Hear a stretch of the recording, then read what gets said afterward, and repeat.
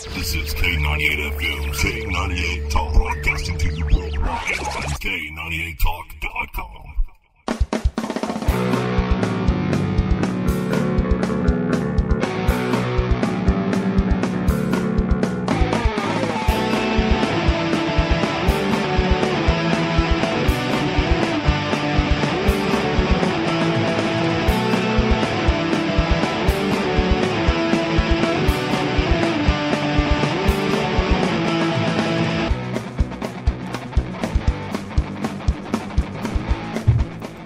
Hey folks, you are listening to Liberty Filter here on K98 Talk. It's me, Steve, and Lily, are you with us? Oh crap, where's my... There we go, now can you hear me? I can. Alright, so we are K98's resident troublemakers, and we're going to talk to you tonight a little bit about some different things, aren't we? Yep. We're going to touch on the GOP debate from Thursday, although this might be a completely different one than you are used to hearing. This is kind of what I've dubbed the anarcho-media response to the GOP debate. Then we've got a couple other things we're going to talk about. But I guess we could go ahead and jump right in, or however you want to work. How's your week been, Lily? Oh, pretty good, aside from all the political theater going on. Fun stuff. Not bad, yeah. How about you? It was good. It was good. Work was busy as usual, and everything was good. Thursday night, watching the GOP debate was amusing, of course. And yeah, and I refused to watch it, and I finally gave in and watched it today online, and it was more painful than childbirth, I think. About 10 minutes in, I thought I'd rather be having a root canal because at least then I would have drugs. But, you know, it was a circus. But I didn't expect anything different. Well, the greatest time that I had when we were watching the debate is somewhere toward the middle, maybe closer to the end. My son had been coming in every so often to come listen to what was going on, listen to what they had to say, and he made this comment that he didn't like any of them, so I was a very proud father. He's a smart kid. Yeah. So, who do you think, if this even matters, who do you think won the debate? Won? Well, I just picked out points, that all of them said that I thought made sense, and some that were really outrageous. Believe it or not, I thought Rand Paul said a couple of things that made sense, of course, about the NSA in particular. And Mike Huckabee said a few things about big government that I thought were interesting, too. If I had to pick a winner, I don't know. I think it was just a circus. What do you think? I don't think there was a winner either. They all sucked, really. It was a tie. They all sucked. There were it was a tie. It was a 10-way tie. Yeah. I mean, there were a couple that stood out as complete buffoons, and then others that were just mildly buffoon.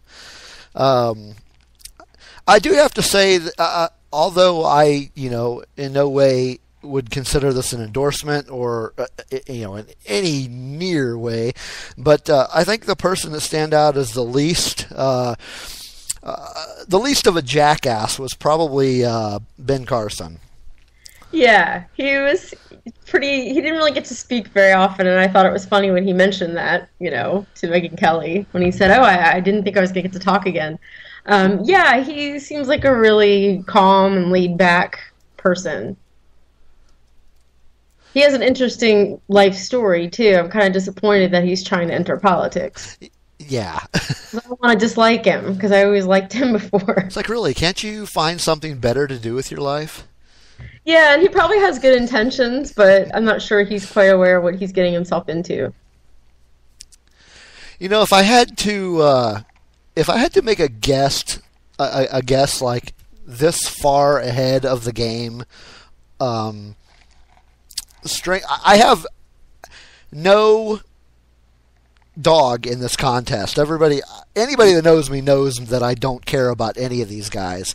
They're just there for talk radio fodder for me. But for one thing, I don't think Donald Trump is going to win. I think that is going to. I think the fun, so to speak, is going to kind of wear off, and people are going to realize, okay, this guy's a joke. But I have this feeling. I don't know what it is, but I have this feeling that I think Bush is going to win. I have a feeling too. I think, like everybody's been saying, it's going to be Bush and Clinton. Yeah. Again. But in any case, they had some things to say, and most of them were quite amusing and horrifically statist. But what do you expect from the GOP, really? Yeah, Chris Christie in particular is so oh my God, statist. yes. Wow. It's just, and he doesn't try to hide it. At least he's honest, I guess. But the things he said about NSA surveillance. And he also, something I didn't like that he did was he appealed to emotion an awful lot. So I hugged the people. I was there. My wife worked in... Those are the hugs I remember. Yeah. Okay. Yeah, and that's really not... Yeah, that's all horrible and tragic, but it still doesn't make what the NSA has been doing to innocent Americans okay. And I was glad that Rand Paul reminded him of that. And said, wait a minute, you get a warrant for that. He kind of got in his face. And when Rand Paul said, I don't trust President Obama with our records, yeah, that was a standout moment. Yeah, that was good. There was a point in the show where I actually thought Rand Paul and Chris Christie were about to go to blows. And that would have been entertaining. I would have loved to have seen that. But, yeah, they seem like they really don't like each other. Yeah. Well, I mean, what do you expect? One of them's like a complete rampant statist, and one of them is a statist that's trying to hide the fact that he's a statist. But he really tries hard, I gotta say. He does. In some things I still can't get past the things he said about Edward Snowden, that he should be locked up. Yeah, it's like, Rand, I gotta tell you, I'm not buying it, but at least you're trying. Yeah. He seems to have a bit of a temper. He gets pretty fiery, and I like some of that. But I mean, Chris Christie needed to hear some of the things that Rand had to say. So, but as much as I know you don't want to talk about it, we have to mention everybody's take up there on the stage on immigration. Yeah, I thought that Jeb Bush was probably the nicest about it. He seems like he empathizes a bit. He actually said he understands why they come here. Yeah. But he's not okay with amnesty. I kind of feel like, though, he has to say that because he's a Republican. There's a comment in the chat room. I guess they're referring to Rand. Christie says, "Why can't he be Ron?" I don't know, Christie. That apple definitely fell far from the tree. Yeah, and rolled down the hill. Yeah. I'm a Reagan conservative. Okay, that's not really such a great thing. Do you really know what Reagan did? Yeah, it's so disappointing. I really expected more from him. And they mentioned that, like, everybody was appealing to that whole I'm a Reagan, Reagan is my hero kind of thing, which I understand because this debate was, of course, appealing to the GOP crowd. It was not necessarily appealing to people like you and me. Right. Okay, that we're not going to get the anarchists to come here, but really, I mean, they mentioned Reagan a lot, and oh man, what else did they mention? There was something that they mentioned a lot that was just really irritating. Well, they talked about ISIS a bit. Yeah. Rand Paul was the only one who, admitted, from what I remember, that the U.S., funded and armed them, and that wasn't okay. There was something else he said about that I liked too. Now it's escaping me.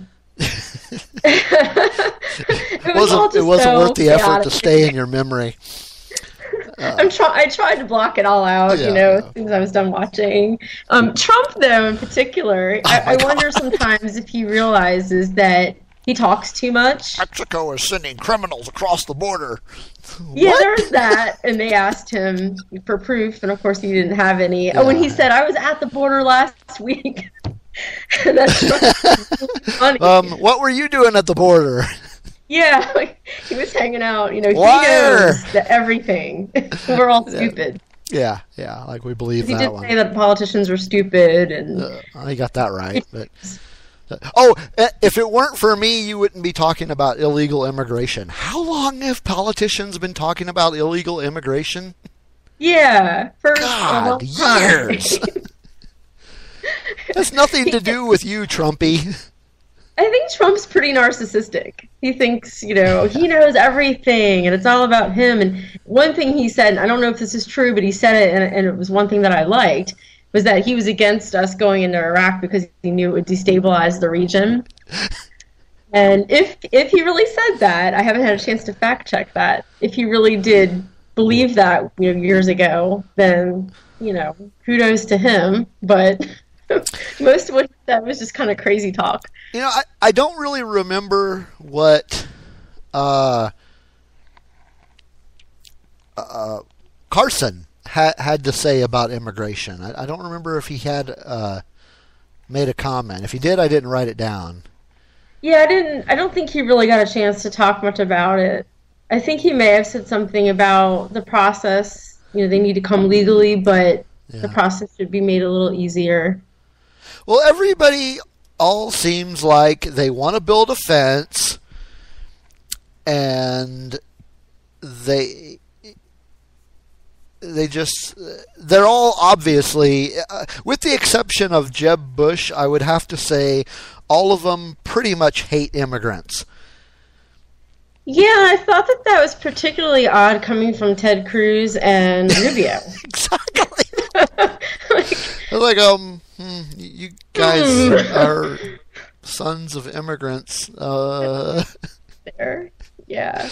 Okay, so if that wall was built, you wouldn't be living here. You do understand that?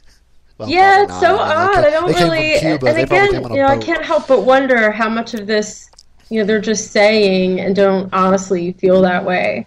Yeah. Because there was a point in the debate where they were talking about health care. Yeah. And Donald Trump they said something about Donald Trump being okay with single payer at some point. And, Rand Paul said, I think, why do you think you're a Republican? So that made me kind of think, how many of the other talking points are just partisan? Well, remember, at the very beginning, like the very first question out of the gate, Trump painted a target on himself. Who here will agree not to run a third-party campaign if he doesn't get the nomination? He's the only one that raised his hand. Yeah, I thought that was great, actually, that he wouldn't commit. Yeah. The anarchist in me was like, okay.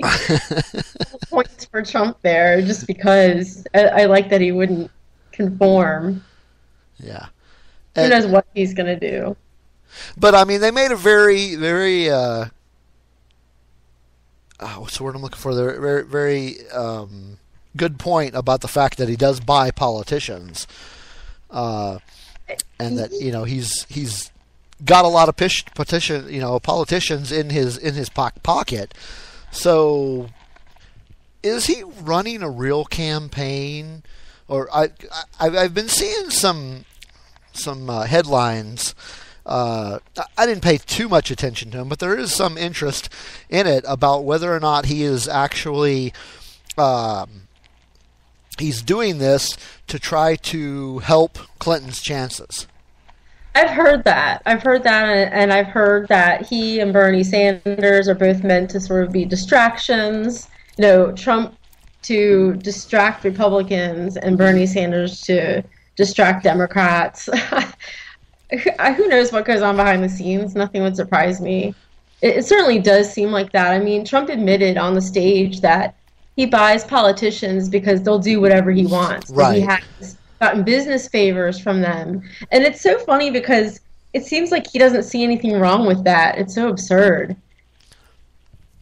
You know what else I think is absurd, and I don't even know why that word brought this to mind, but this idea that all of these guys seem to preach, for lack of a better term, against this idea of big government. They want to shrink the government, but yet they rely on all these government programs. Chris Christie, for one, and a couple of the others, want to build up our military.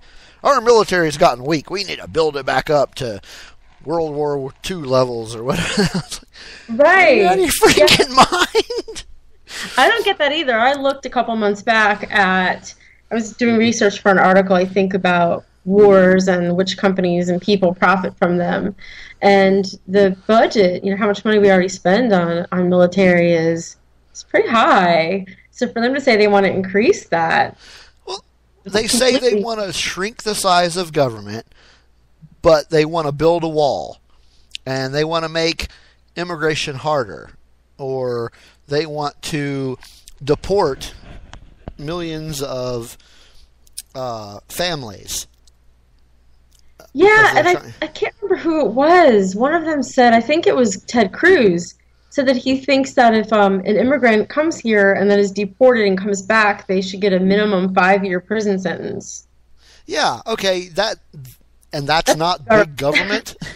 Right, that's really harsh. And remember, Trump said that the Mexicans are going to build the wall for us. Oh, yeah. Before. So he's going to go down to border again. He's probably going to hire Mexicans to build the wall, right? Them building the wall, yeah. I don't know. To keep themselves out. I will give them this, though. Every one of them seemed like they were in favor of repealing Obamacare, which did not come as any kind of surprise to me, but Yeah, I expected to hear that, too. And something Mike Huckabee said that I liked was he's for a flat tax, which, of course, I'm not okay with taxation, but he also advocates for getting rid of the IRS. I thought Huckabee was the one that was in favor of the fair tax. I'm sorry, maybe it is fair tax and not flat tax. Because I think Carson was the one that wanted the flat tax. You're right. I mean, I don't particularly care for taxes at all, but yeah, I really don't know how to respond to that. Well, we must have them, at least, there needs to at least be some kind of support. Yeah, I'd have to say if we have to have them, if we absolutely have to have them, if there's no way we're going to get out of not having taxes, then I would say some sort of consumption tax would be the way. Yeah. Because then you're only paying into the system when you want to. Right. With Carson's idea of taking 10% off the top right away, I really, there's a lot of people out there that are proponents of the flat tax, and I'm definitely not one of them. I mean, I'm not either, and he really didn't get much time to explain that, so I was left a little bit confused about where he was going with it. Yeah, he really didn't have time to talk too much about anything. They really seemed to be trying to ignore him. It was the Trump show. Yeah.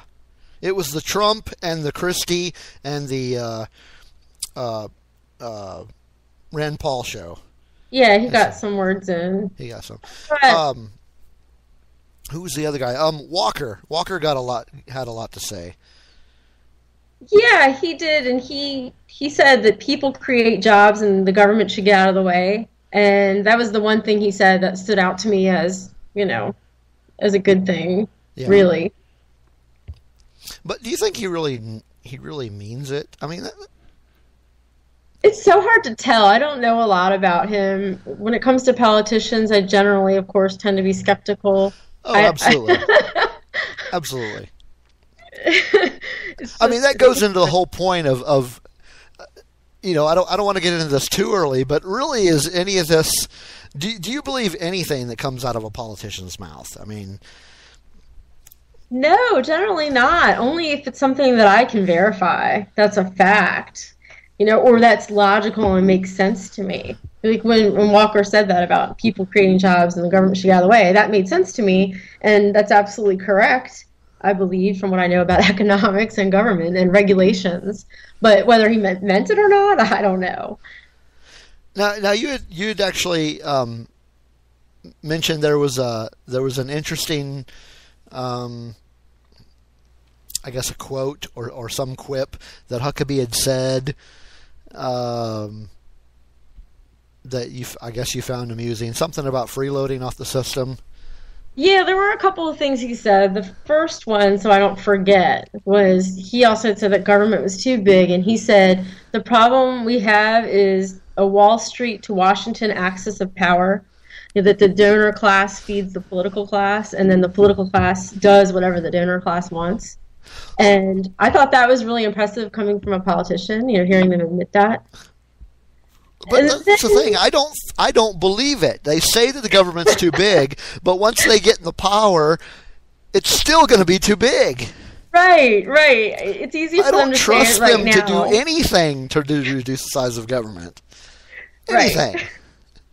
Right, and who knows, I think they say what we want to hear, of course, first of all. And even if they have good intentions and mean what they say, like you said, when they get in, all bets are off.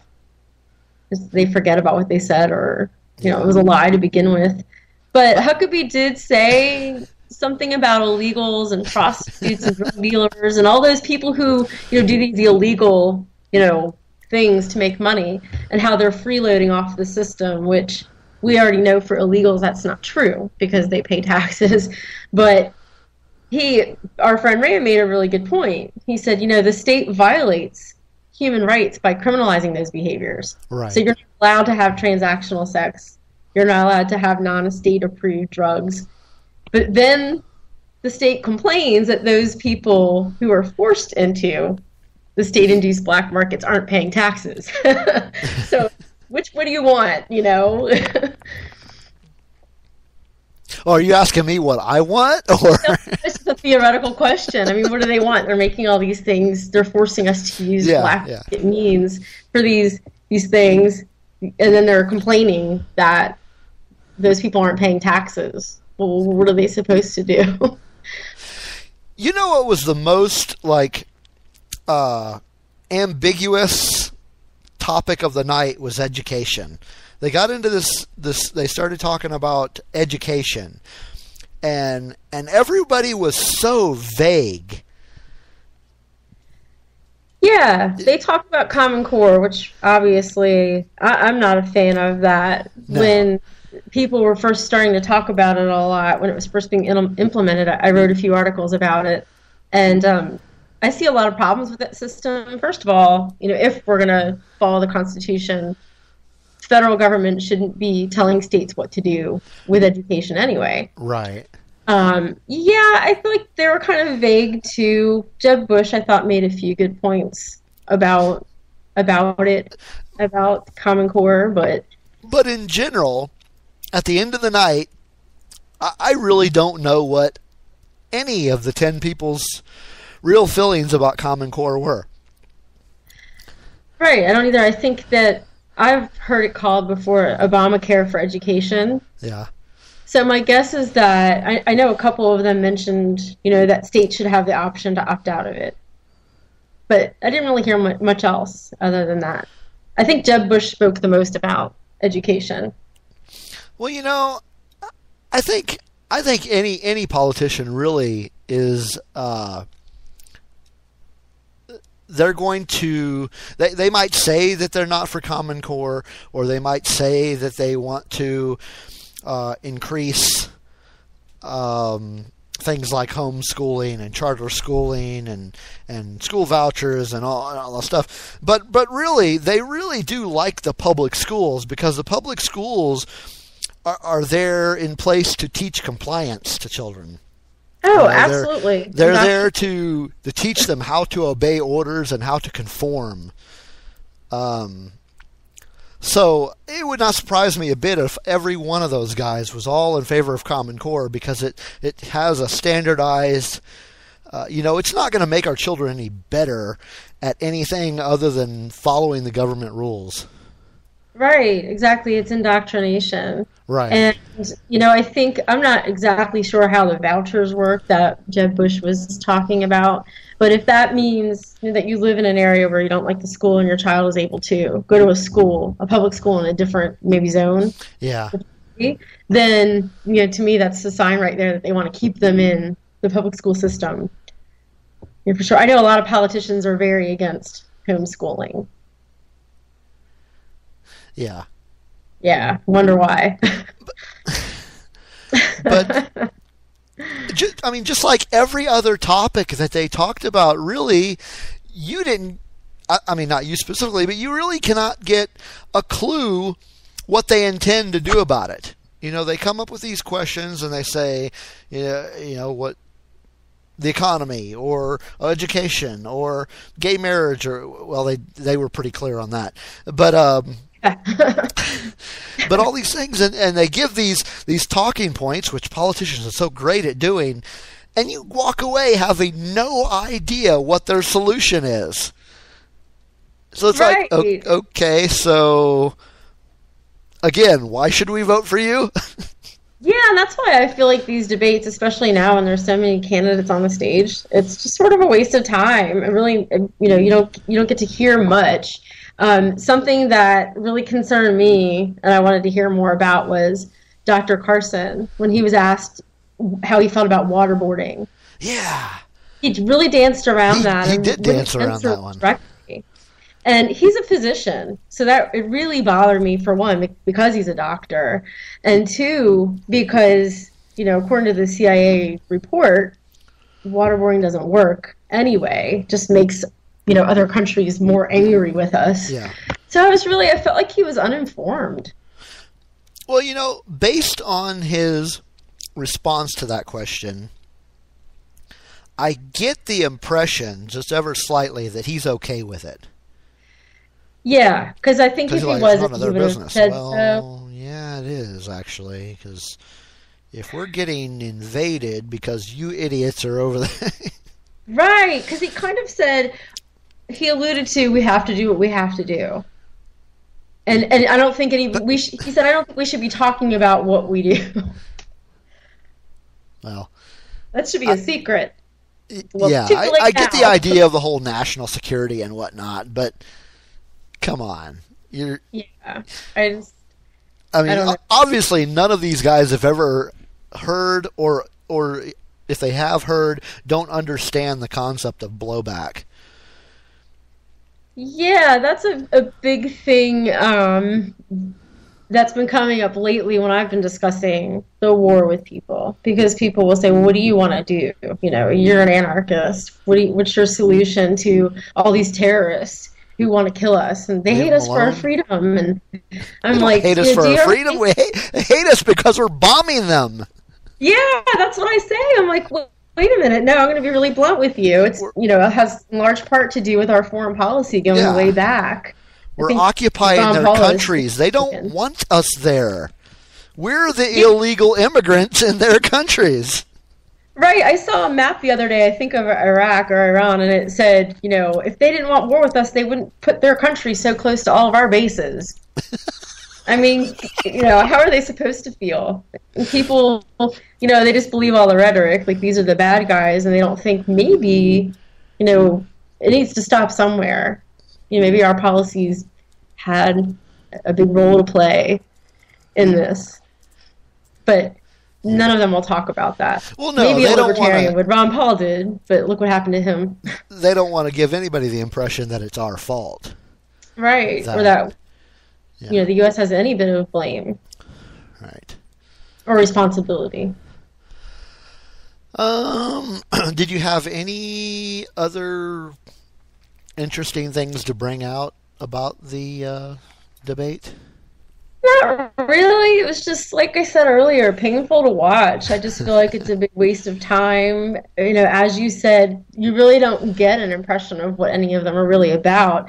And, if I were a voter, I would be looking into places like Open Secrets, websites like that, and do a lot of digging about candidates I was interested in to see where their money's coming from, what bills they've sponsored or backed.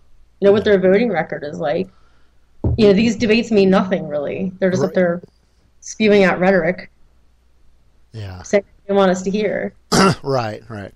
Waste of time. Makes you wonder, is it all just a waste of time? And, you know, I'm just thinking, do people watch this and they take it seriously? Well, the first part of the answer to the first part of the question is yes, people watch this. Admittedly, I watched it. I very reluctantly did. However, I watched it, of course, from a completely different point of view than most of the rest of the country probably watched it from.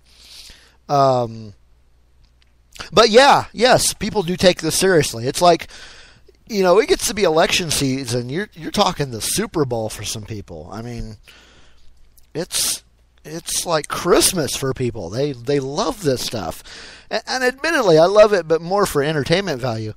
But I mean, yeah, people watch this and take it seriously. It's entertaining, but it also can be really frustrating. Oh yeah, at the same time, definitely. Because people were talking about Carly Fiorina the other day on Facebook and how great she is, and I said, do you know what she did to HP when she was CEO there? And people were saying, no, you know, what happened? And see, this is an example. You really need to look at these people up and find out their background. Yeah. I did not watch that debate, though. I didn't watch that one either. I had enough with the other one. Yeah, it's a little too much. My time's valuable, so... Yeah, exactly. Speaking of time, we got to take a break. Okay. But we're going to come back and maybe talk a little bit more about the foreign policy debate or discussion that they had during the debate. So we'll be back in just a few moments, but you're listening to me and Lily here on Liberty Unfiltered on K98Talk.com.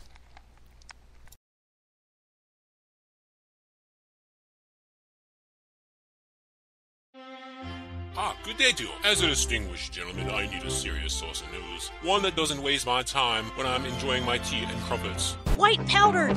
White powdered! One that catches the most important stories of the day.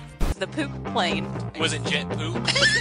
Real serious nonsense. Mondays, 9 p.m. Eastern Time, now on K98 Talk. Gonna just move in another direction towards the classy. We'll be classy and not say dildo. They're completely different from shows that aren't.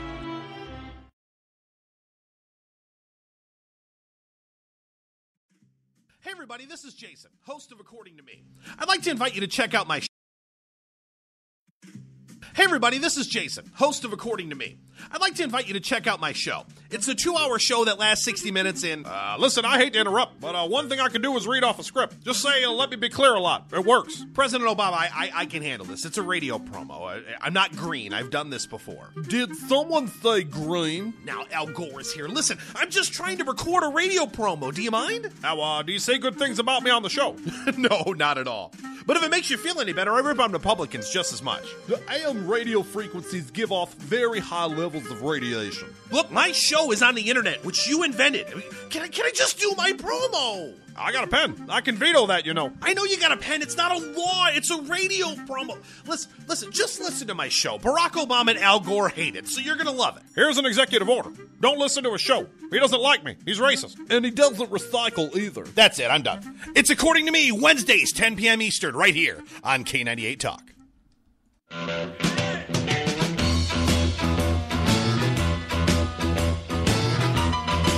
Red Nation Rising brings you Town Hall Radio. From a single tweet to 3 million a month, our community is a force to be reckoned with on social media. So don't miss our show, Thursdays, 8 p.m. Eastern on K98 Talk. Our chat room is our co-host, and you ask the question. Join us and be heard. So get ready to sound off on Red Nation Rising Radio. No one else is going to do it for you. There's a wild, wild whisper blowing in the wind.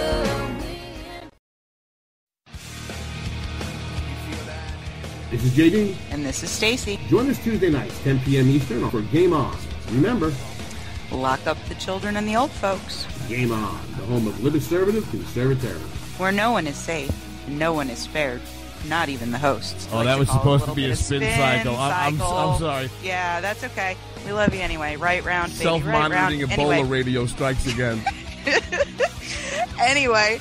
Anybody see the host monkey? Today. Where's the host monkey? Where's the host monkey? For God's sake, I need an antidote. Just do your rant. Let's pop out of the segment. Has to do with Find us on Twitter at JD and Stacy. You're listening to K98Talk.com.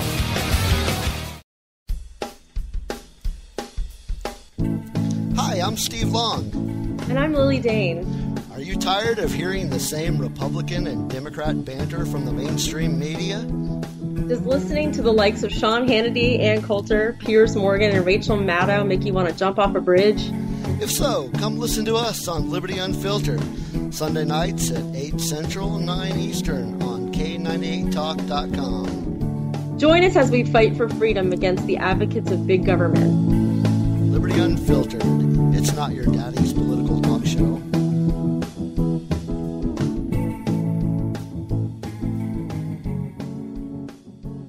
K98 Talk is expanding its lineup for 2015.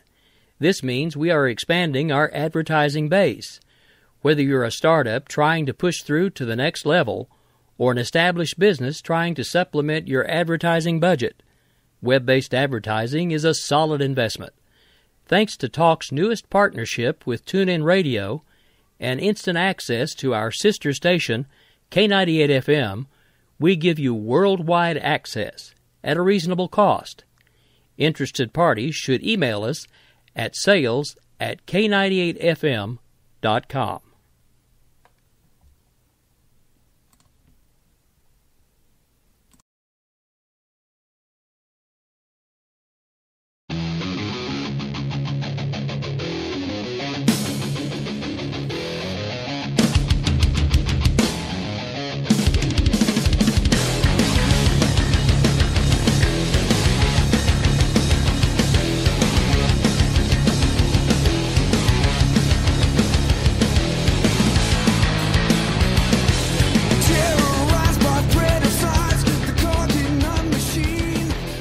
And we are back, folks. You, again, are listening to Liberty Unfiltered here on K98 Talk.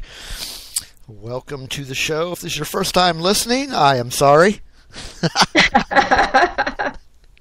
Better late than never. Yeah.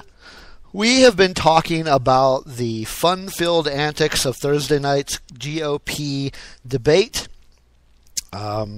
We are, of course, taking a completely different perspective than most talk shows would. But we stopped. We were going to start discussing their views on foreign policy. One of the things that Trump had said, I believe it was Trump, is that if Iran was a stock, you should go out and buy it right now. Whoa. Did you not catch that? I'm not even sure what to say. He mentioned that, President Obama does not have a clue, which is true. I will give him that. He did speak the truth. So factometer should be pretty good on that statement. Yeah. But yeah, he mentioned that if Iran was a stock, you should go out and buy it right now because they. He also had something right after that. He said they're going to leave destruction all over the world. I don't know what that has to do with them being a stock, but. Spraying, who knows? They all seem to think that Russia and China are committing some type of cyber terrorist attacks on America. So paranoid. I mean, I know obviously they're spying on us. That's what countries do. They spy on each other. But I just wonder if this is some sort of it almost sounds kind of tinfoily in a way, but coming from the government, why would they I don't know. Why would they, other than try to scare people and bring them to their way of thinking? We have to increase the size of our military, and and be complete jackasses to all the other countries because of this. Yeah, it's so fear-mongering. Like we were saying last week, the boogeyman of the year or the week or whatever. Yeah. Yeah. Oh, and Cruz. I think it was Cruz that actually said, and he was referencing their hero again. In 1989, or not 89, 81. Iran released the hostages the day Ronald Reagan was sworn into office. He was trying to make some point about that. Did Reagan really have anything to do with that? I don't remember. I was really young. Well, if he wasn't even president yet, he wouldn't have been able to do anything about it. Well, they're saying what they think we want to hear again. Yeah, that's what I'm getting. I just find that some of the talking points they use are just really humorous. Did you hear Trump say, "We need brain"? Yeah, we need brain. They're not going to get it from you. Zombies, yeah. Oh, another thing that they said that one of them said in regards to the Russia-China thing. I'm trying to remember who it was that said it. I think it was Walker. He said something about the governments of Russia and China know more about Hillary Clinton's email server than their own government does.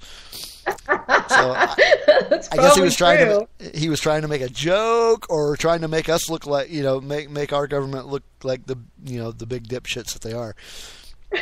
Wait, did you say who said that? Trump? I think it was Walker.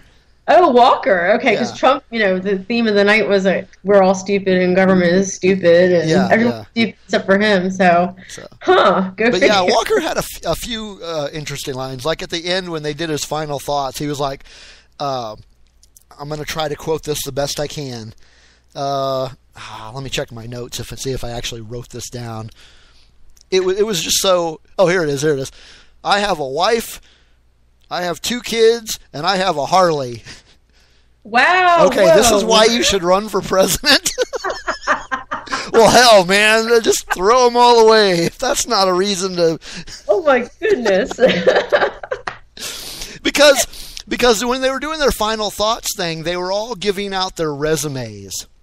I did this and I did this. Christie I was born into a middle-class family in New Jersey, da-da-da-da-da. And Rand Paul was, I'm a different kind of Republican. I did this, and I defended you to be left alone, and da-da-da. And Rubio was, both of my parents were poor Cubans, but I want to put your Cubans in jail. Right. And then, but they all gave, their resumes. And then Walker was like, I have a wife, 2 kids, and a Harley. Okay. What the fuck? That's going to make somebody vote for you? I don't know. Right. I don't know. I mean, Sturgis, happened. So. Well, he does live in Wisconsin. Isn't that pretty close to where Sturgis is held? I think so. Maybe I don't know. It's like, he really? might wonder why he said that too right now. He reminds me of one of those guys that buys a Harley just because it was like the popular thing to do, like in the mid 2000s. I mean, I wonder if he ever rides it. Oh, yeah. No, I actually would pay to see that. I can just imagine him out in his, out on the governor's mansion. Yep, that's my Harley. Yeah, I mean, does he wear leather? But yeah, in the mid 2000s, all these yuppies were buying Harleys, and it's like, you're not fooling anybody. Yeah. Come on now. Oh, I might have to look for pictures later of that. Yeah. Let's see if. Let's see if we can do that. Images. Google images. Let's see if we can find. Oh, it would be Scott Walker on a Harley. Oh my God. No, you're kidding.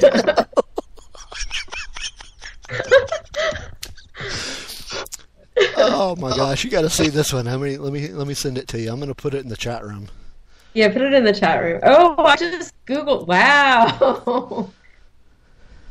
He was really serious. He's serious. Yes. Scott Walker gets a Harley edge during Saturday Iowa event. Well, he told the truth about something then. Oh man, Scott Walker, man, he's there's a lot of people that actually supporting Walker, but because of the whole union busting thing, and Yeah. If that's all you got, I don't know. He busted up a union and probably on his Harley. He hired the Harley to do that. A lot of those union people drive Harleys. Up until they got lost their bargaining rights. Now they all drive the bus to work wherever they found jobs.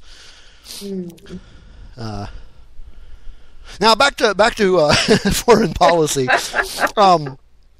One thing that Huckabee said, and I tell me if you remember him saying this. I mean, this was almost word for word. The purpose of the military is to kill people and break things. Yeah, that's also been circulating a lot on the internet. It's a pretty controversial statement. Yeah. And this was during his conversation about how, the purpose of the military is to defend America. So how is paying for transgender surgery make our country safer? How does going and invading third world countries make our country safer? Just saying. Makes no sense whatsoever, but are we surprised? Yeah. And then, of course, there was the argument about, during the foreign aid discussion, on whether or not we should be sending money to Israel. Paul had said some things about quit sending money to countries that burn our flag, blah, blah, blah. Basically, he's trying to get the point across that we need to cut foreign aid. We need to stop borrowing money from China that we, in turn, send to somebody else. So, I mean, the point was clear, and Christie made the point clear that Israel is a priority. I'm just not so sure all of the guys up on that stage believed that. Yeah, I don't know. I must have tuned out at that point. Yeah, I can understand that. I was trying to kind of a blur of that. Yeah. I can imagine trying to sit through that whole thing, and it was hard. Yeah. I guess I've just become immune. Yeah, But you got to remember, I worked with these idiots, not those specific idiots, but I worked with those idiots for a few years. I was actually involved in the Republican Party before I woke up. Yeah, I was. So that's probably why I'm a little immune to these things. I can put up with 2 hours of GOP debate. Yeah, it got to the point where it was intolerable for me. Just because, like we were saying earlier, I really just want to know. I don't like all the bickering back and forth and the short time periods they have to answer questions. I'm the kind of person where if I want to know their stance, I'm going to go look it up myself and read it. Even way back when I was a voter, I voted Libertarian anyway, but I still wanted to know. Like, I didn't support Bob Barr because I researched him and didn't like a lot of things that he stood for. So I always was one to do independent research and not really pay it much attention to the debate. The first person on the national level that got me into reading about libertarian ideas was he actually ran for president in 2000. It was Harry Brown. Have you read any of his stuff? Yeah, way back when I was first looking into libertarianism, I did. Yeah, I was not a fan of Bob Barr, but I was a fan of Harry Brown. I still, in fact, own several of his books. So, but he's really the person that got me into this libertarian idea thing. Yeah, for me, it was actually a neighbor who informed me that I was a libertarian. So that was interesting. But then it was Michael Badnarik, that he was the first libertarian candidate that I voted for. And I think that was 2004. Cool. So all in all, the GOP debate, it was definitely. I could see why you would feel like it. It was 2 hours of your life you'll never get back. Well, yeah, especially considering I recently read about a study that showed that the government doesn't care what we want anyway. So we're spending all this time and money on this voting system, and we really don't have any impact. So what's the point? Well, that's a good question, which leads us to another subtopic that kind of rolls right into what we were talking about. Is this whole thing, politics in general, is it a waste of time? I'm going to say yes. Well, yeah, to a certain extent it is. I got to say that number one, it is very obvious that voting is a waste of time. In a lot of ways, appealing to your congressman or your state house representative, whatever the case. And a lot of times, a lot of ways, that can be a waste of time because they have an agenda. Right. If your request or concern deviates from that agenda, they're going to ignore you. They sure are. And if their agenda matches what you want and they actually implement something that suits your beliefs, then you're going to think that your vote mattered. So I think we have a question in the chat room, so let's go ahead and address that. Christy is asking, or actually it's a statement, so maybe it's a question for her. She says, I say no for the message, yes for political gain. What exactly are you referring to, Christy? We should start taking calls. That would be great. Point. That would be interesting. That would be. Christy, are you still there? I can see you're still in the chat room, but I'd just like some confirmation about what you're talking about.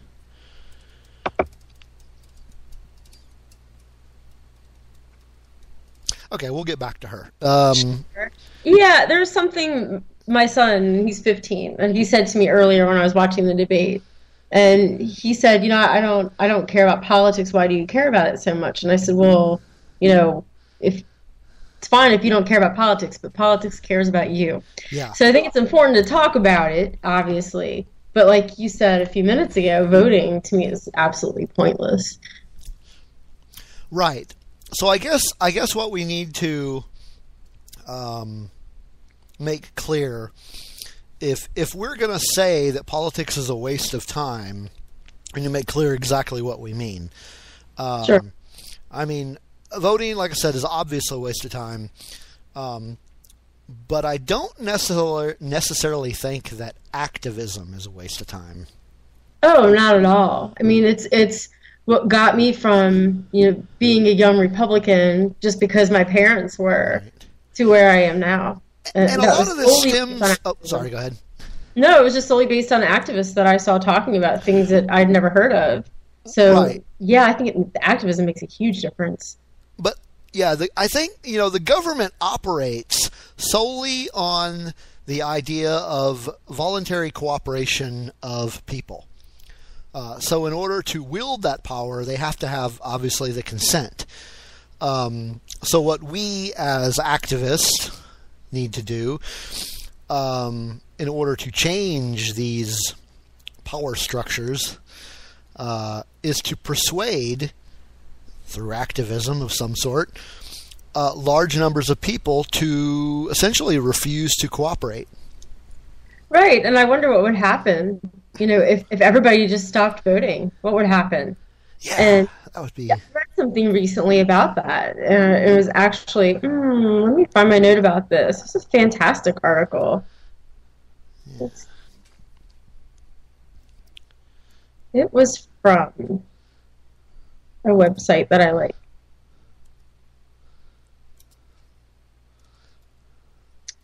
Liberty Hangout. So Justin, one of the founders of the site, wrote that article, Is Politics a Waste of Time? And one of the things he said was, what if we all just stopped voting, we started using Bitcoin, we used pot, instead of waiting to have permission from politicians, to make it legal and okay for us to use. And, he said, what if veterans who are suffering from PTSD just started using MDMA now instead of waiting for permission? What would they do with us if we all just stopped consenting and allowing ourselves to be governed? Well, could you imagine, like, the day after a presidential election, what if, 10 people voted? It would be fantastic. I mean, what would the statist response be to that? I don't know. I don't know what the news stations would do. They'd have no drama. They wouldn't be able to drag it out for days. It's too close to call. 10 people decided the election. You know what, though? They probably wouldn't even be able to manage that and count the votes properly. But actually, that was an incorrect statement anyway, because the people don't actually determine the elections anyway. So, what the hell am I saying? True. It wouldn't matter. True. Oh, you know what? That reminds me of another comment that was made during the debate. Is somebody, and I think it may have been one of the moderators, that said, we're going to find out who the new king is. Oh my goodness, I missed that. Oh, it was right towards the beginning. Oh, that's, wow. We're going to find out who the new king is. I'm like, what? Sarcasm. Maybe it was a slip. Maybe. I hope it was a slip or sarcasm. Well, no, I hope it wasn't a slip. I hope it was sarcasm. I think they might actually believe that crap. They might, too. Yeah, I think a lot of people think that way. So, back to politics being a waste of time. You had sent me, or was it one of us sent each other an article written by Max Borders and Jeffrey Tucker. Right. The article, right, Is Politics Obsolete? Yeah, and there was a opening paragraph was talking about Hillary Clinton and Donald Trump and Bernie Sanders and yeah, I really like that paragraph. Do you want me to read it? Yeah, go ahead.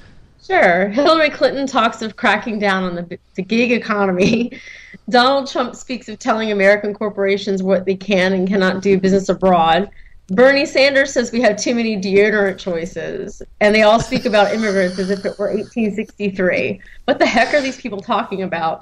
Deodorant choices? What the? I love that paragraph.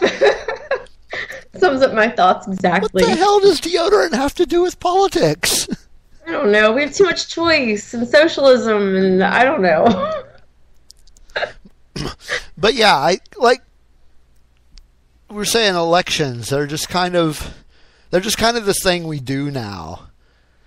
They don't really mean anything anymore. They're just it's habit. You know? That's what we've always done. Let's just do it this way. It's almost like it's like some kind of ritualistic secret society thing. Right, and to me, it's people think they feel like they're doing something, like they're doing their part, and to me, it's just an empty ritual. They got their little stick. I voted. Right. So what you're saying is you're perpetuating your own enslavement. You're perpetuating the ruse that you had something to say in what happens.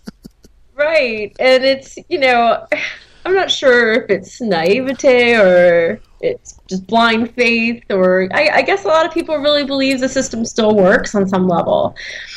And then you'll hear if you don't vote, you don't have a right to complain. And George Carlin, did a great bit on that. I love that bit. The people who don't vote have the right to Why complain. are you blaming me? Right. We're the ones who should be complaining. You're the ones that fuck things up. Right. We're not participating in this. We're not voting for masters. But yeah, you're right. There's a lot of naive people, a lot of people that still, like you said, there are still lots of people that believe in the system. If there weren't, we wouldn't be talking about this.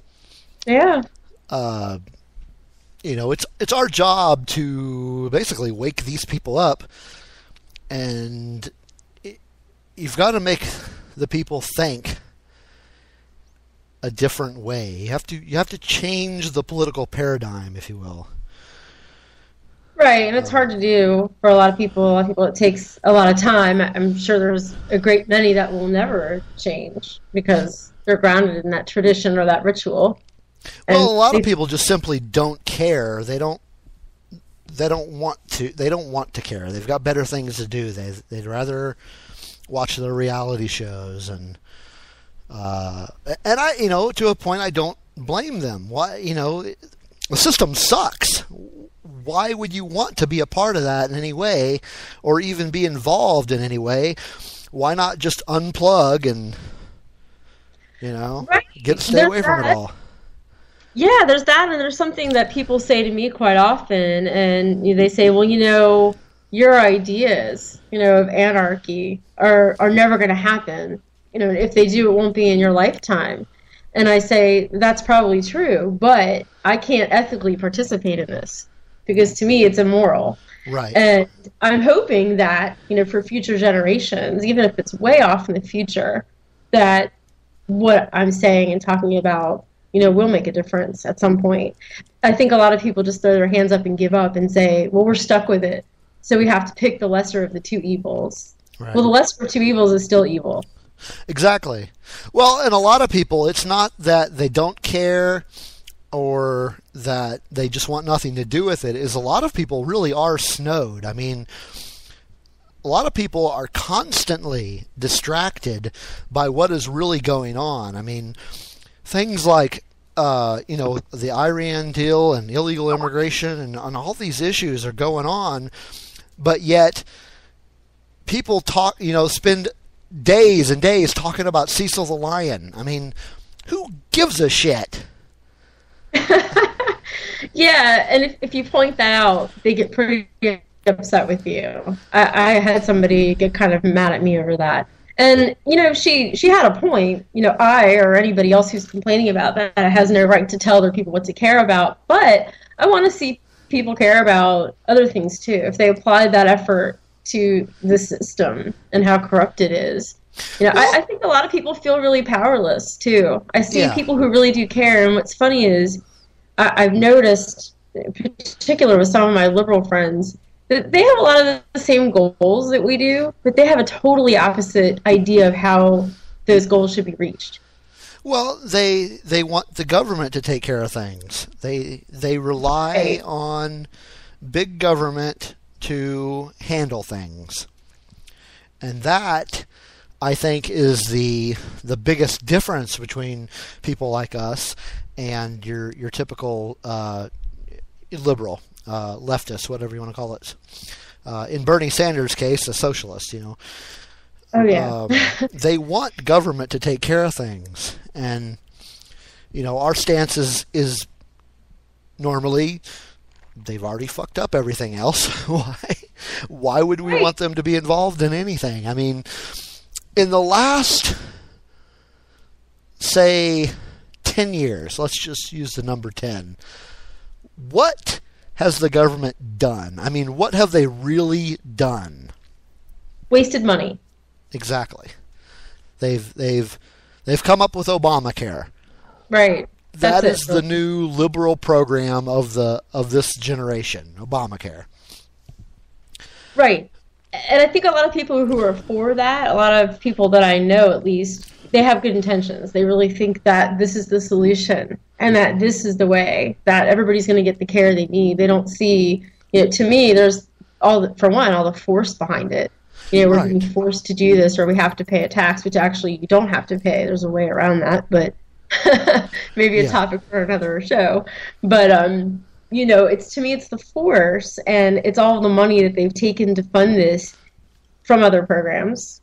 And, also, usually what we see with government is when they try to take something over, they completely screw it up. I mean, the absolutely. websites weren't working for a while. Then we had all these lawsuits over the interpretation of the law.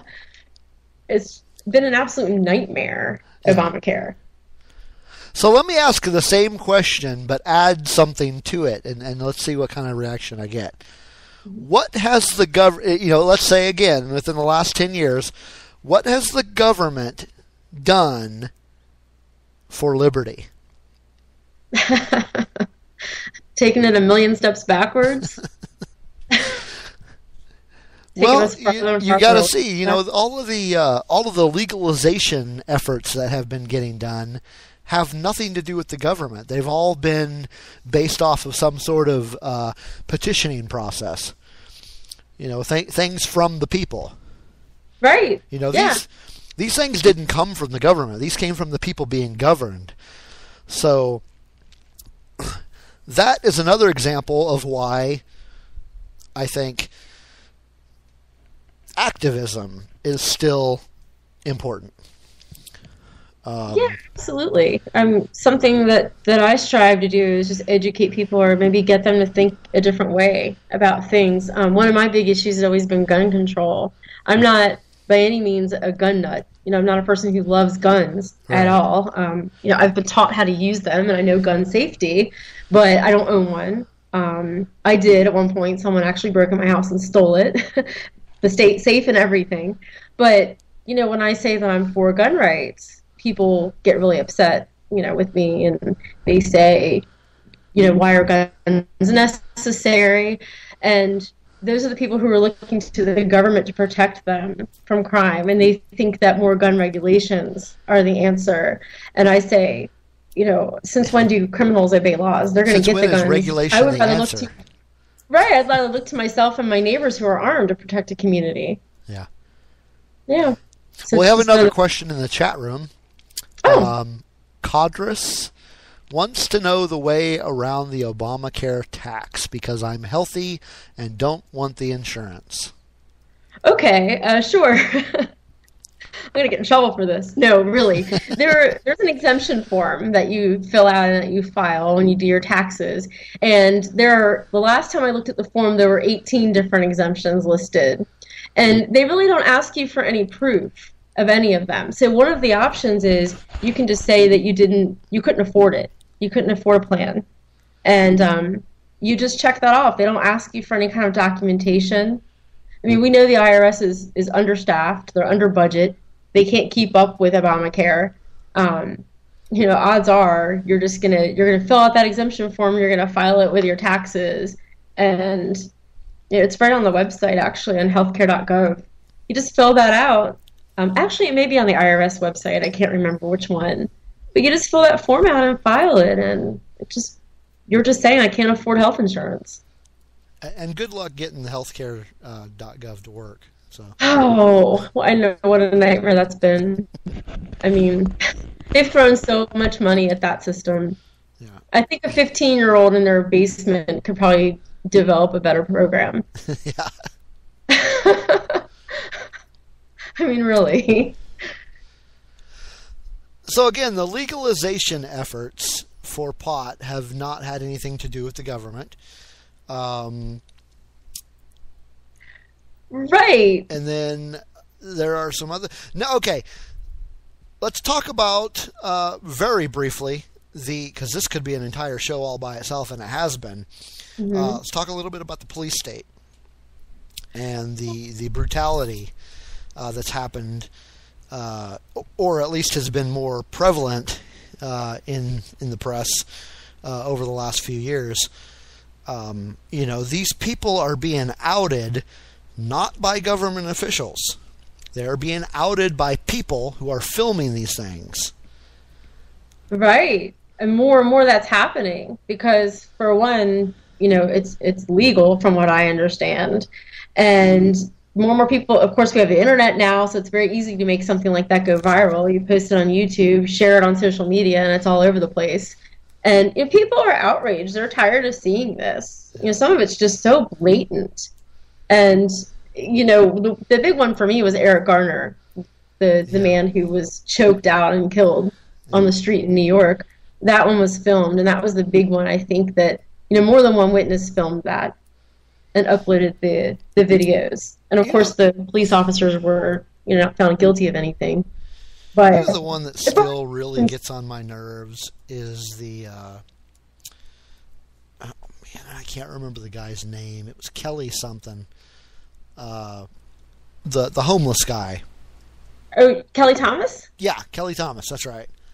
That one still bugs me. That was a heartbreaking story. Absolutely tragic. And that one, happened a couple years ago, and it didn't get as much attention as it should have right away. Yeah. But over time it did. Like when, it got to the point where the police officers, of course, were acquitted, and then they couldn't even live in the community anymore because people were shunning them. Yeah. But which is how it should be. That is, these things are happening, and what the hell is the government doing to protect us from these people? They're not doing anything. Not a thing. And what the hell good are they? It's pretty much all of them versus us. We're the little guys, and I think it's going to come to a point where people are going to reach a breaking point where they're going to have enough. I'm not sure what it's going to take. I see it building up.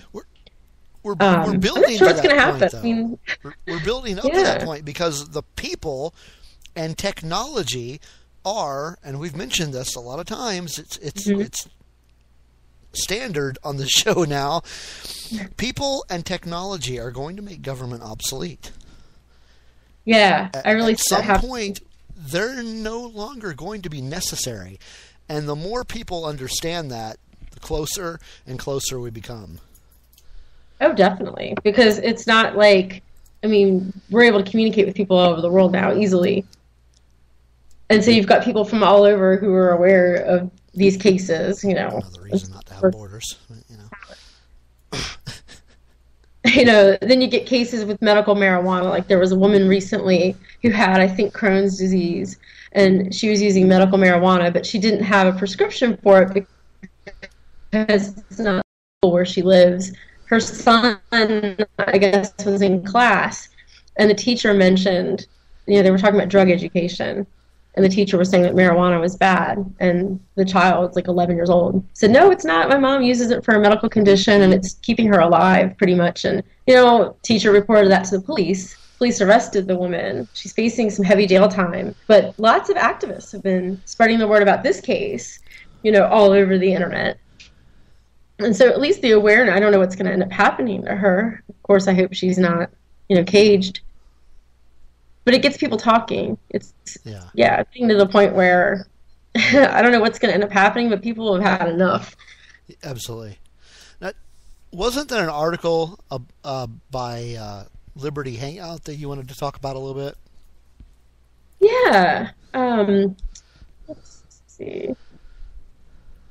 Yeah, that article is called "Is Politics a Waste of Time?" And I found it really interesting because Justin, the writer, said, "Since when do we ask government permission?" And he also quoted the Spooner quote, "A man is no less a slave because he's allowed to choose a new master once in a term of years."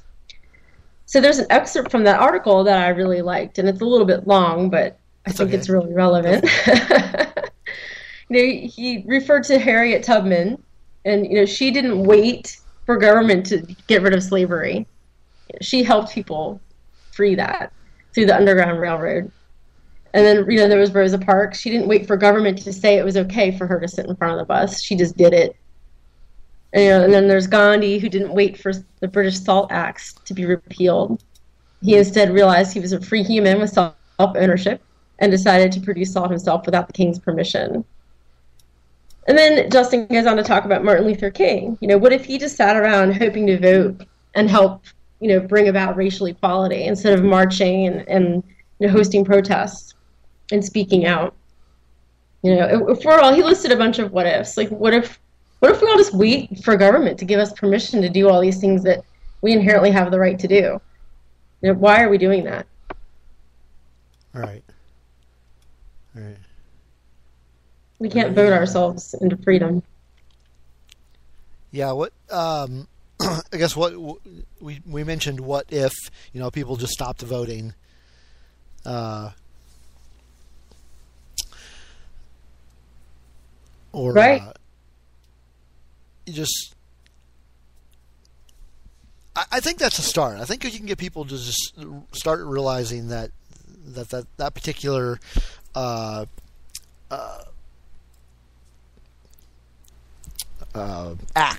the act of voting, is becoming more and more a waste of time, you're going to see a lot fewer people doing it, and I think we're starting to see that, really, because the numbers of people voting are really starting to decline. Yeah, they really are. And, for some people it's apathy, but for others they see how flawed the system is, and they see that it's corrupt, and they realize that it doesn't do any good and it's just a waste of time, and they don't want to be a part of it. And I like that. I think we have a long way to go, but it's very refreshing to see a lot of people moving toward that way of thinking. Yeah, I agree. Like our last election here in Oklahoma, the general one where we voted for the governor, the turnout was really dismal. Yeah. I actually have some stats that, to me, validates our point that voting just doesn't do any good. And I referenced it earlier briefly. There was a study done by a couple of professors at Princeton, and they looked over 20 years worth of data just to see if the government actually represents the people. So they took data from nearly 2,000 public opinion surveys, and they compared it to the policies that ended up becoming law. So what they did was they compared what the people wanted by majority vote versus what the government actually did. And what they found was that the opinion of 90% of Americans have absolutely no impact at all. Nothing at all. We have near zero impact on U.S. law. So in other words, they don't care. Now, the thing that does have influence is money. So we all know that lobbyists are pretty much buying laws and regulations. Business interests, economic elites, and the people who can afford lobbyists, they have major influence. Why is this not obvious to people? I don't know. Like I said, I tend to research candidates on websites like Open Secrets. I look to see where are they getting their money from. Whenever there's a law that gets or a bill that gets introduced, I go to see, who is this person? Who's going to benefit from this? There's obviously going to be some industry, someone who, and there's always a money trail. Absolutely. Every time I've looked, there's a money trail. There were some dueling GMO bills recently. Yeah. One was for labeling, one was for not requiring mandatory labeling. And the bill that was sponsored by two politicians who were against the mandatory labeling were heavily sponsored by agribusiness. Those two politicians were. Now, I'm not for any kind of mandatory labeling, but still seeing that they were getting so much money from that industry was, disturbing. But not surprising. Right. It just, just more validation of the corruption. Yeah. It's corruption rampant. Politicians don't care. It's I mean, basically the country is falling into status chaos. Yeah, it really is. And this stat from the same study really bothered me. In the last 5 years alone, the 200 most politically active companies in the United States spent $5.8 billion influencing our government with lobbying and campaign contributions. So if this system is ever going to work and be fair, first thing has got to be all this money out of the picture entirely. But what is, and I asked the question, I know the answer, I'm just asking the question to put it out there. What is the ultimate solution? You know what I'm going to say. And I will probably agree with you. All right. To me, it's one thing we can do right now is civil disobedience.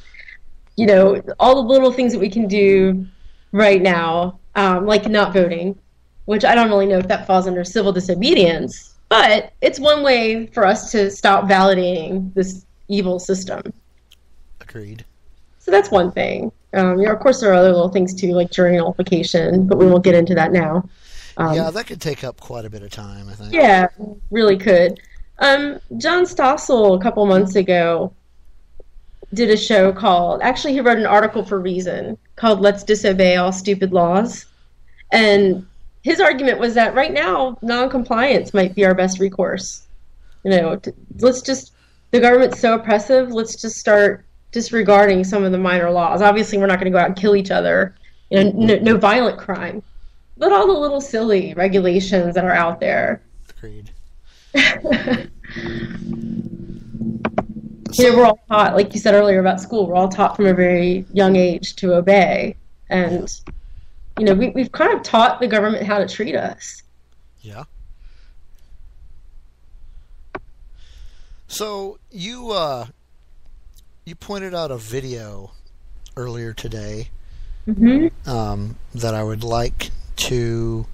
I swiped it and turned it into an MP3 file. And I wanted to play it. And Great. It's not long. It's just, probably about 3 minutes long. But I think it's a really good... What would you say it is? It's a very good explanation as to why certain people like me and Lily think the way we do. Yeah. So it absolutely is. It makes a very strong case, backing up why we think like we do. Yeah.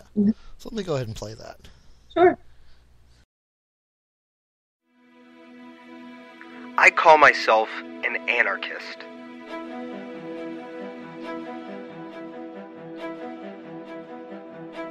This is not meant to imply that I wear a Guy Fawkes mask in a protest and throw smoke bombs at cop cars.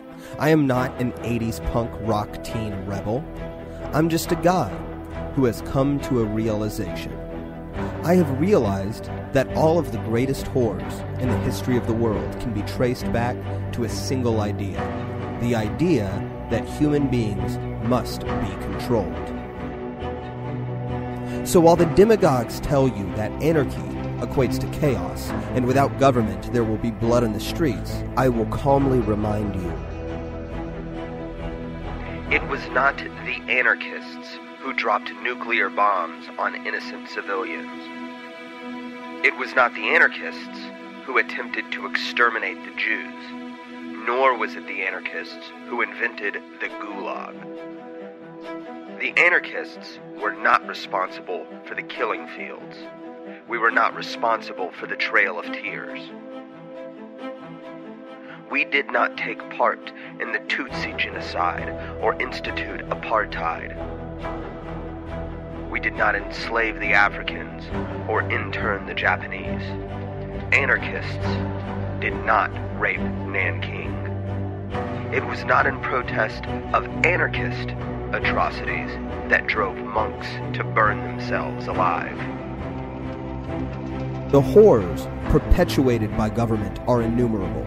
They span throughout history and throughout the world. They vary only in their severity. It is the anarchist that comes to this realization.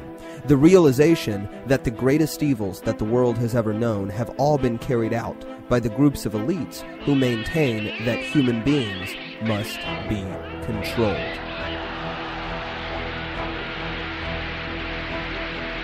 And that because they carry the designation of government, it is their responsibility to do the controlling. And it is the anarchist who sees this and says, I will not be complicit in your sins. When you come to these realizations, the question is no longer, why choose anarchy? The question becomes, why choose government?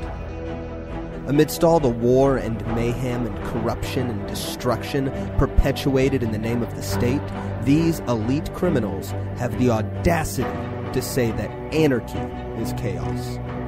But I have realized that government is chaos. This is why I call myself an anarchist. When I say that I am an anarchist, what I am saying is that I recognize the evils of the world, and I understand who is responsible for them. And I refuse to be complicit.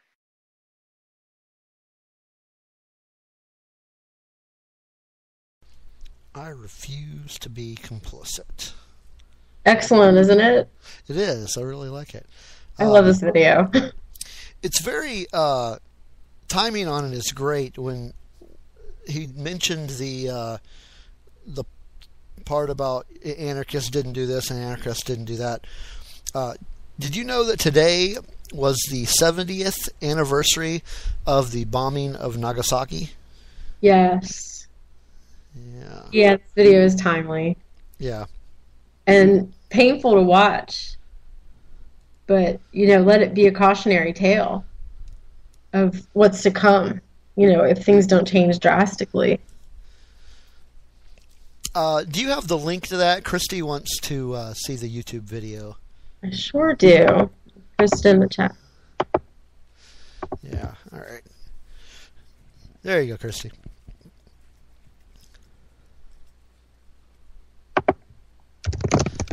Is this the Jeff Berwick video? I don't No, it's from a YouTube username, Anarchris. Yeah. And somebody had messaged me earlier that he has another one called... I'm not sure if I'm going to be able to find it. Hang on. I see a couple here. And one is about flag worship and do we need the police? Is another. Yeah, there was one that maybe it was somebody else, but it was basically the same concept. Let's see if I can find it. It doesn't look like it's on YouTube. I think this might be an article that I just haven't gotten around to reading it yet. It's Why I Am an Anarchist, and it's on a website called Political Cure. Oh, right. That website just recently came to my attention. Oh, okay. Yeah, I've got to start looking through it. Yeah. Christy says thanks. It's nice to see all these websites popping up. Yeah. With this kind of information. This video in particular to me is very powerful because of the imagery, in tandem with his words, of course. Yeah. But it really drives home the point that, people think of anarchy and they think it's chaos and violence when it's the opposite. And the state is actually the cause of the chaos and violence. There's another comment in the chat room. Only reason to be an anarchist is having no clue what it means. I'm not really sure what that means. I don't get that. Yeah. Okay. I'm pretty sure we know what it means. Oh, look, Christy exactly, Christy. That's exactly what it means. means. If you want to be literal, that's what it means. Christy There's a misconception that it means no rules, but no, it's no rulers, like Christy said. Yeah. So I mean, this all ties into, sitting here. Are we wasting our time sitting around watching the debates? I don't think so, because personally, I think they're very amusing, very entertaining, and we get a glimpse into what we're going to be stuck with for the next 4 years. It's really terrifying to think about. It is. I mean, part of me is like, well, Donald Trump at least is entertaining, but on the other hand, it's a scary kind of entertaining. So, and then again, no matter who gets elected, how much power are they really going to have anyway? Well, right. Really, it's just going to be who their special interests are. Who's paying them, because, according to that study, those companies that support these politicians to get into the office, they're going to get our taxpayer money. Yeah. What special interest is going to be in control for the next 4 years? Yeah. That's really what we should be asking, because these puppets that you see up on the stage, don't be fooled. These are not the people that are going to be running the country. These are the people who are given the illusion that they're running the country. And they pass that illusion on to you, the American people. Exactly. And, people will blame Obama for everything or blame Bush for everything. And I'll say, well, not so fast, because there's more to it. There's more behind the scenes. It's not just that one person doing all these things or not doing certain things. I think somebody in the chat room is trying to educate us on what anarchy is. Oh, looks like they were hitting the dictionary. Yeah. Well, it just proved my point, or proved my point. Disorder, there's a reference there to that, due to the absence of governmental authority. That sounds good to me. Yeah. Disorder is kind of a misnomer there, because disorder makes it sound like it's a bad thing, but political disorder? Political disorder I'm okay with, yeah, absolutely. Right. Yeah, and... So I'm not understanding what point what is his name, Dexter? Are you trying to insinuate that it's a bad thing or a good thing? Because I'm not sure of your intentions. Yeah, because there are a lot of different... I've had this discussion with people before. There are a lot of different definitions of anarchy, and they seem contradictory. The first one, absence of government, to me, is the most simple and clear. That sounds like a perfect society. Right. That's really what it means. It's all of this lawlessness and disorder, and no, it's not what we intend at all. Okay, so yes, he says absolutely anarchy is a bad thing. Well, I would ask Dexter if you listened to the video that we played the audio about anarchy. Well, I got to imagine if he's in the chat room, he's been listening to the show. In any case, yeah, I mean, if your contention is that is a bad thing, I would ask, what is bad about it? Are you, okay, he did not hear the video. Go back and listen to the video after the show's over, because you can listen to the whole complete rest of the show on the podcast. Yeah, and I mean, I can see on the surface, to someone who perhaps isn't really familiar with this kind of philosophy, that it does sound, because people are used to having some kind of government. So it's very foreign to think, of course there's the who will build the roads line that we always hear. Right, and I hear a couple of things commonly. One of them is, of course, the roads argument, and then there's, of course, what about crime? And then people will say, well, people are evil.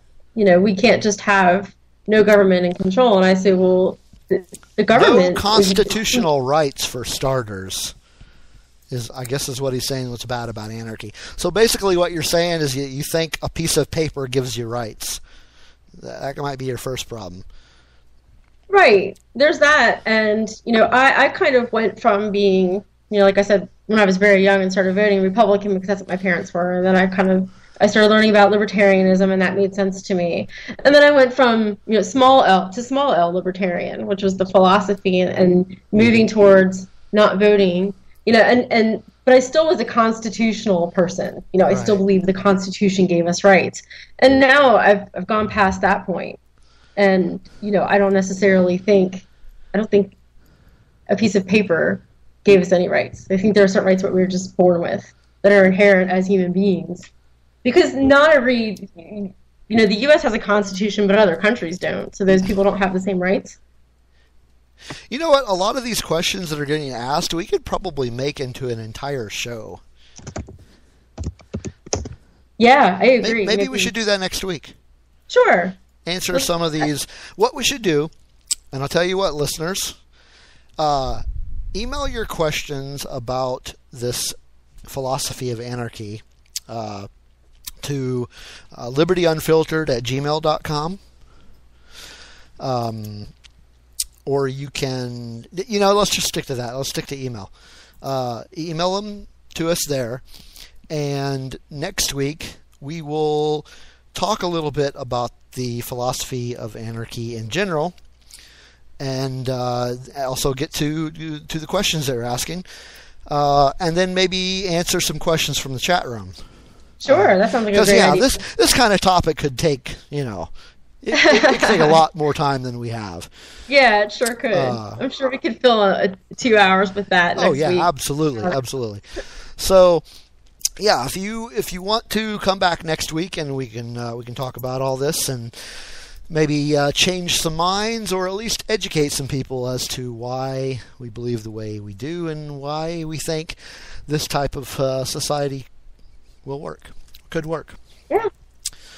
On that note, I think now is probably a good time to close things up. Do you have any parting thoughts? No, I like the idea of discussing these questions further next week. I think that could be a great discussion and help people kind of better understand where we're coming from. Absolutely, and it gives us a topic to talk about. Sure does. It'd be really interesting. Also, I can't forget to mention that Lily and I are going to be invading another show tomorrow night as guest. Well, I guess we're just guests. We're not guest co-hosts. We're just guests. That show is on tomorrow night. It starts at 6 p.m. Central Standard Time. The name of the show is America Off the Rails, and the host is Rowdy Ricky. So he's going to have us on, and we're going to... I really think we're just going to be completely surprised about what we talk about, because I have no idea what he wants to talk about. Join us tomorrow night, and same website here, k98talk.com, and that's at 6 o'clock Central. That would be 7 o'clock if you're on the Eastern time, and so check us out tomorrow night, and then of course check us out next week here on Liberty Unfiltered, and we will talk about why anarchy will work. To be continued. To be continued, very much so. All right, well, we'll see you folks next week, or if you decide to hop in and listen to us tomorrow. See you later. Have a great night.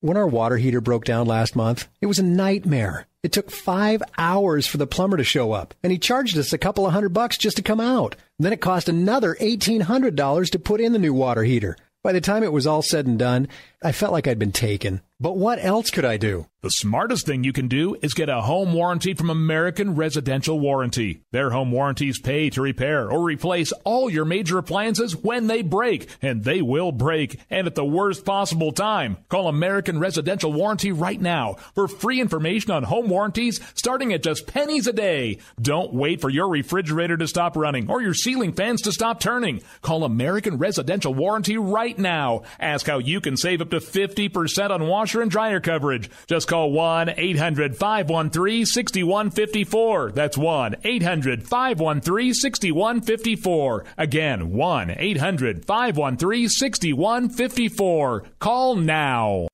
Tired of paying outrageous prices for Viagra? Well, we have great news for you. Now you can finally get Viagra at huge discounts. Healthy Man allows